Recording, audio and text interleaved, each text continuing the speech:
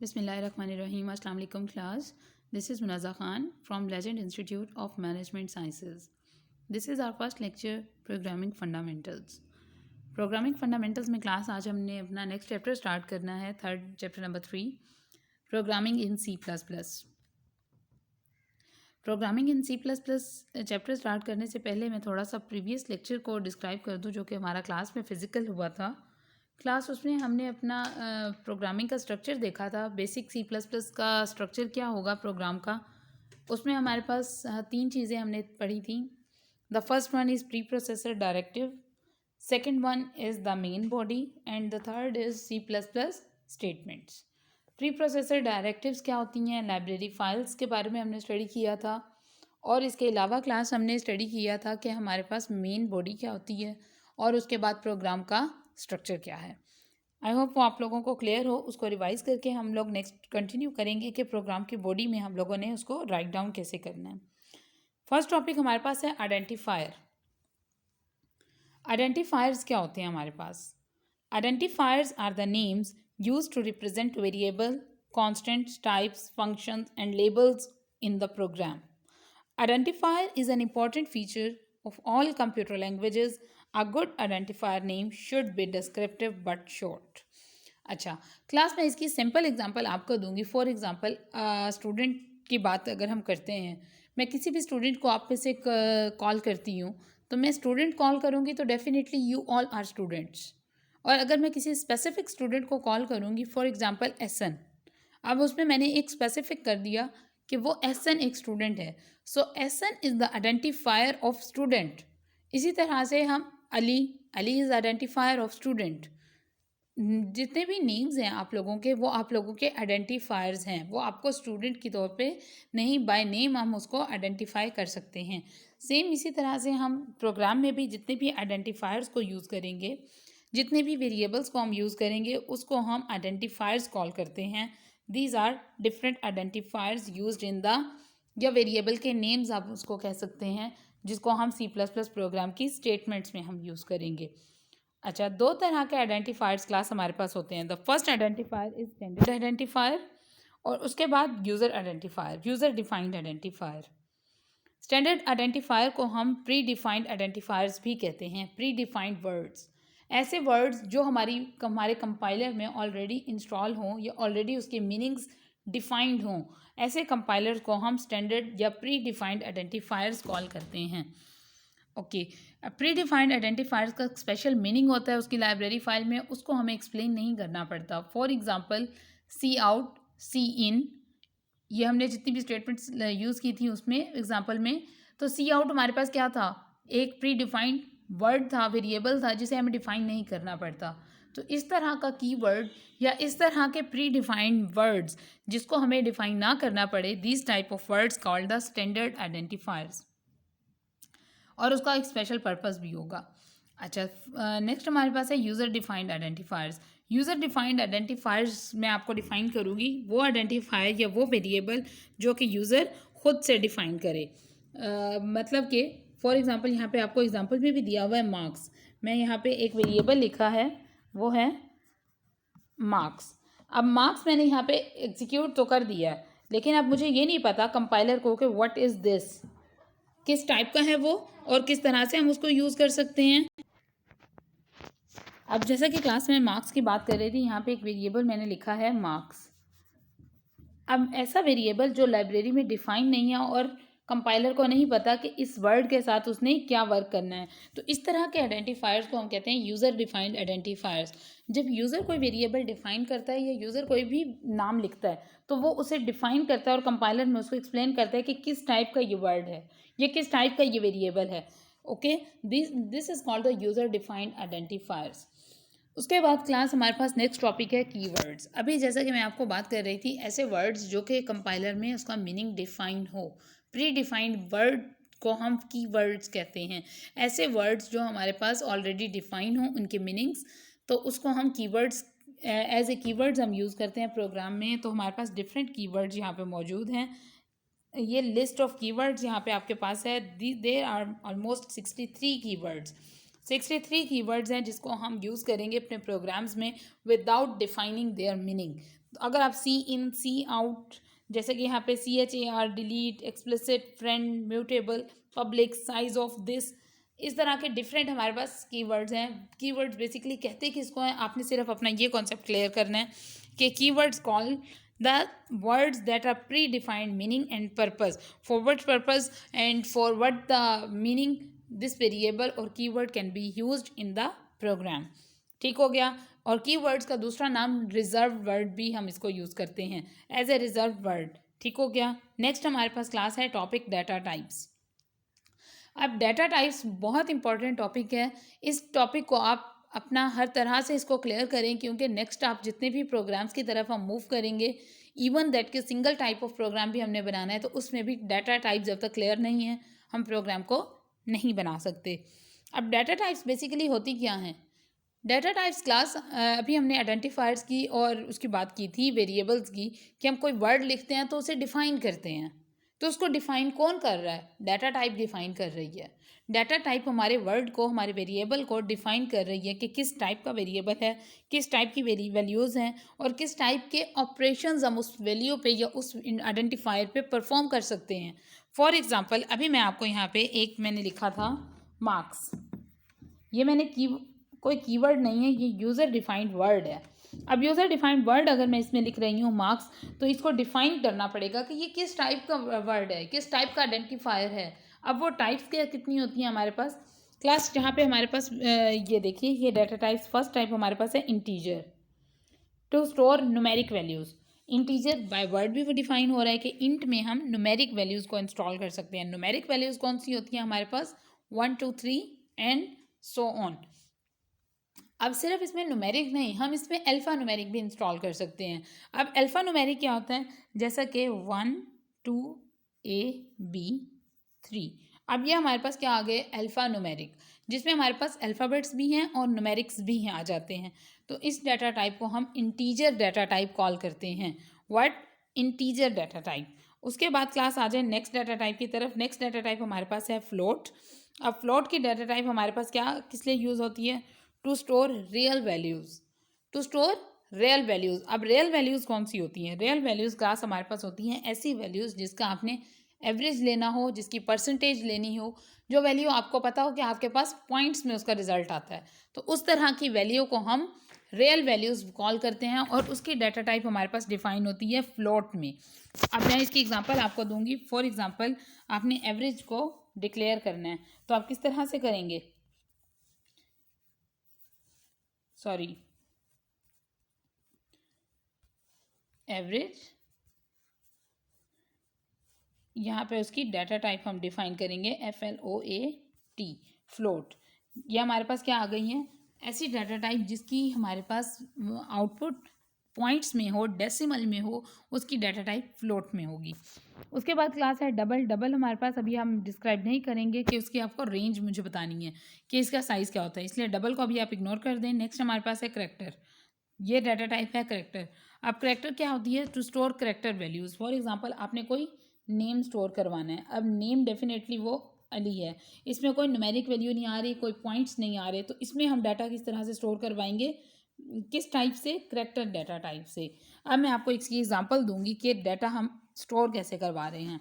ये देखिए यहाँ पे इन मार्क्स, ये यहाँ पे मैंने एक वेरिएबल मीन्स आइडेंटिफायर डिफाइन किया है मार्क्स नेम से, और उसकी टाइप क्या है? इंटीजर। अब मार्क्स को जब भी मैं नेक्स्ट टाइम अगर यूज़ करूँगी मार्क्स, तो ये अब मुझे कंपाइलर यहाँ पे एरर नहीं देगा कि ये मार्क्स किस टाइप का है या क्या वर्ड है, इसका मीनिंग क्या है, बिकॉज मैं यहाँ पे डिफाइन कर चुकी हूँ कि ये इंटीजर टाइप का एक वेरिएबल है। अब मार्क्स में मैं कोई भी वैल्यू को स्टोर करवा सकती हूँ, तो ये हमारे पास होगी इंट डाटा टाइप। अब नेक्स्ट हमारे पास डाटा टाइप आ जाती है फ्लोट। फ्लोट में भी मैं आपको एक वर्ड, ये देखिए ये एवरेज, ये मैंने यहाँ पे डिक्लेयर कर दिया है एक एवरेज। अब यहाँ पे मैं एवरेज में कोई भी वैल्यू को स्टोर करवा सकती हूँ या प्रोग्राम में मैं इसको यूज़ करूँगी तो वो कोई एरर नहीं देगा। Same as like character. अब करेक्टर को यूज़ करते हुए अगर हम यहाँ पे जाएँ CHAR नेम, कोई नेम मैंने स्टोर करवाना है। अब नेम को किस तरह से स्टोर करवाया जा सकता है? नेम इज इक्वल टू क्योंकि ये वर्ड कीवर्ड है ना, सॉरी कीवर्ड कह रही हूँ, ये एक वेरिएबल है, आइडेंटिफायर है, आइडेंटिफायर में उसमें वैल्यू हम स्टोर करवा रहे हैं। Name is equal to single quotation marks दे के इसमें हम फिर उसका नेम स्टोर करवाएंगे करेक्टर डाटा टाइप में, अली सिंगल और उसके बाद क्लोज।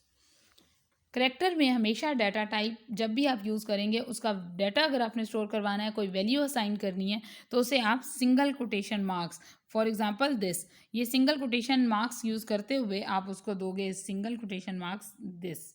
मैं इसे दोबारा से डिफाइन कर रही हूँ क्लास। जब भी आप करेक्टर डाटा टाइप में कोई डाटा असाइन करोगे, जैसे कि हमने नेम कोई वैल्यू असाइन की है, तो हम उसे सिंगल कोटेशन मार्क्स में वैल्यू को असाइन करेंगे। तो ये हमारे पास है डिफरेंट 3 डाटा टाइप्स जो बेसिकली हम आगे जाके यूज़ करेंगे अपने प्रोग्राम्स में कोई भी वैल्यू या वेरिएबल्स को स्टोर करवाने के लिए। अच्छा, अब हमारे पास क्लास यहाँ पे आ जाती हैं उसकी साइज़। ये देखो, फ्लोट डाटा टाइप ले रहे हो तो वो मेमोरी में साइज़ कितना ले रही है, 4 बाइट्स। डबल यूज़ कर रहे हो 8 बाइट्स, लॉन्ग डबल यूज़ कर रहे हो 10 बाइट्स। अब यहाँ पे आगे उसकी रेंज भी आपको यहाँ पे क्लियरली शो हो रही होगी कि उसमें कितना डाटा हम ले सकते हैं। तो बेसिकली हमारे पास नॉर्मली जो वैल्यूज़ यूज़ करते हैं उसका डाटा इतना ज़्यादा हाई अमाउंट नहीं होती, लार्ज अमाउंट नहीं होती, तो इसीलिए हम फ्लोट ही यूज़ करते हैं, डबल को रेयर केसेस में हम यूज़ करते हैं। अच्छा क्लास, इससे पहले आप लोगों ने एक चीज़ पढ़ी होगी, मेमोरी में बाइट्स और बिट क्या होती है। 8 bits equal to 1 byte, 8 bits equal to 1 byte. इसी तरह से हम जब इंटीजर में कोई वैल्यू स्टोर करवाते हैं तो वो हमारे पास 2 बाइट्स में डाटा स्टोर होता है। करेक्टर में करवाते हैं तो 1 बाइट में हमारा डाटा स्टोर होता है। तो इस तरह से फर्दर हमारे पास आगे यूज़ होंगी। अब यहाँ पे करेक्टर की डाटा टाइप में एक प्रोग्राम आपको शो किया हुआ है क्लास, प्रोग्राम को अंडरस्टैंड करें। ये देखिए यहाँ पे include hash include pre processor directives, उसके बाद वाइड मेन, ये आपके पास वाइड मेन आ गया, और देन ये हमारे पास पूरी प्रोग्राम बॉडी आ गई। अब प्रोग्राम बॉडी में सबसे पहले देखो करेक्टर CH1 CH2 सम, 3 वेरिएबल्स हैं कि तीनों की टाइप हमारे पास क्या है, करेक्टर। उसके बाद है CH1 इज इक्वल टू ए। अब आपको यहाँ पे क्लियर शो हो रहा होगा, सिंगल कोटेशन मार्क्स में उसकी वैल्यू असाइन की है, CH2 में उसकी सेकेंड वैल्यू असाइन की है बी, और थर्ड में हमारे पास क्या आ गई है यहाँ पे, ये देखो सॉरी सी आउट करने के बाद करेक्टर्स आर CH1 CH2। अब मुझे ये लाइन दोबारा से एक्सप्लेन करने की ज़रूरत नहीं है क्योंकि ये क्लास में हमने इसकी प्रैक्टिस काफ़ी कर ली थी कि जब भी सी आउट में लिखेंगे हम डाटा, तो सी आउट में डबल कोटेशन मार्क्स में, ओपन एंगल ब्रेसेस में, और CH1 और CH2 की जगह पर हमारे पास क्या हो जाएगा, यहाँ CH1 एंड CH2 में जैसे आप उसकी वैल्यू लिखोगे वही उसकी वैल्यू ही आपको आउटपुट में शो होगी। इसकी आउटपुट यहाँ पे देख लें, करेक्टर्स आर ए बी। अब एक इसमें स्टोर था CH1 जो कि यहाँ पे आ गया, और ये देखिए यहाँ पे CH2 में क्या था, यहाँ पे आ गया B. Clear? I hope class आपको ये डाटा टाइप्स और ये प्रोग्राम क्लियर हो गया हो। उसके बाद आ जाएं नेक्स्ट वेरिएबल्स पे। अभी हमने आइडेंटिफायर्स की बात की थी, आइडेंटिफायर्स के साथ ही मैंने आपको वेरिएबल भी बता दिया था। वेरिएबल को दोबारा से मैं डिफाइन कर देती हूँ। Variable is a named memory location or memory cell. It is used to store a program input data and its computational results during execution. जैसा कि अभी हमने एक वेरिएबल हम पीछे से यूज़ करते आ रहे हैं क्लास, मार्क्स का। ये देखिए ये मार्क्स, और marks name of the variable, address of variable, computer memory. Computer में एक्चुअली मेमोरी इस तरह से ये क्रिएट होती है। ये देखिए जब भी आप एक वेरिएबल लिखते हो तो वेरिएबल में हमारे पास मेमोरी में उसकी वैल्यू स्टोर होती है, या उसका कोई साइज़ या उसका कोई एड्रेस स्टोर होता है, किस एड्रेस पे वो वेरिएबल एग्जिस्ट कर रहा है। ठीक हो गया? तो इसको हम कहते हैं वेरिएबल्स। अब है important topic, variable declaration. Variable declaration क्या होता है, उसका डाटा, सबसे पहले इसका साइंटेक्स हम देखेंगे। इसका साइंटेक्स क्या है, ये हमारे पास इसका साइंटेक्स है। ये देखिए Scientex, data type, variable name. Data type क्या है, अभी जो हमने प्रीवियसली इसको स्टडी किया है, इंटीजर, फ्लोट, करेक्टर, ये हमारे पास डिफरेंट डाटा टाइप्स हैं। वेरिएबल क्या है, कोई भी वो वेरिएबल का नेम हो सकता है। फॉर एग्जांपल ये देखिए इंट डाटा टाइप, मार्क्स हमारे पास क्या है, variable name. Okay, variable name. अब यहाँ पे फ्लोट एवरेज, फ्लोट क्या है, डाटा टाइप, एवरेज हमारे पास कोई भी वेरिएबल है। डबल, सैलरी, करेक्टर, ग्रेड, ये तमाम हमारे पास डाटा टाइप्स के साथ वेरिएबल नेम को हमने डिफाइन किया है। जब भी कोई वेरिएबल आप अपने प्रोग्राम में यूज़ करने लगेंगे उसको आपको डिक्लेयर करना होगा। डिक्लेरेशन हम किसको कहते हैं? The process of specifying the variable name and its type is called variable declaration. Program में डिफरेंट वेरिएबल्स यूज़ होते हैं, डिफरेंट वेरिएबल्स हमें यूज़ करने पड़ते हैं, डिक्लेयर करने पड़ते हैं, तो उसे हमें डिफ़ाइन करना पड़ता है। जब हम उसको डिफ़ाइन करते हैं तो वो डेफिनेशन को हम क्या कहते हैं? Variable declaration. ठीक हो गया।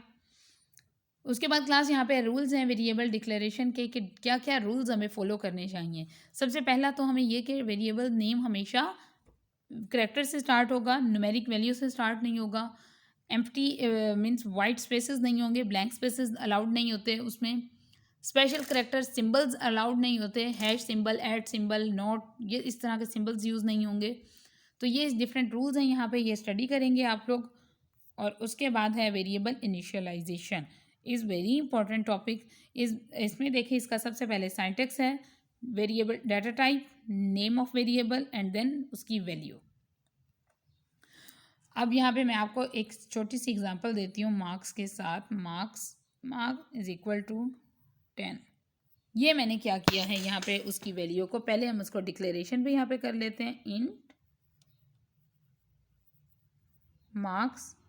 ये देखो इंटीजर टाइप है, मार्क्स वेरिएबल का नेम है, उस मार्क्स में मैंने वैल्यू को इनिशियलाइज करवाया है by using this assignment operator. ये जो इक्वल्स टू का साइन यूज होता है इसको हम असाइनमेंट ऑपरेटर कॉल करते हैं। By using this assignment operator हमने एक वैल्यू मीन्स कि ये 10 इस वेरिएबल को असाइन कर दिया है। इसको हम कहते हैं, इस प्रोसीजर को, वेरिएबल इनिशियलाइजेशन। फॉर एग्जाम्पल यहाँ पे देखिए एग्जाम्पल में ये देखिए, ये int n is equal to 100। Int data type, n variable का नेम है और 100 उसकी वैल्यू है।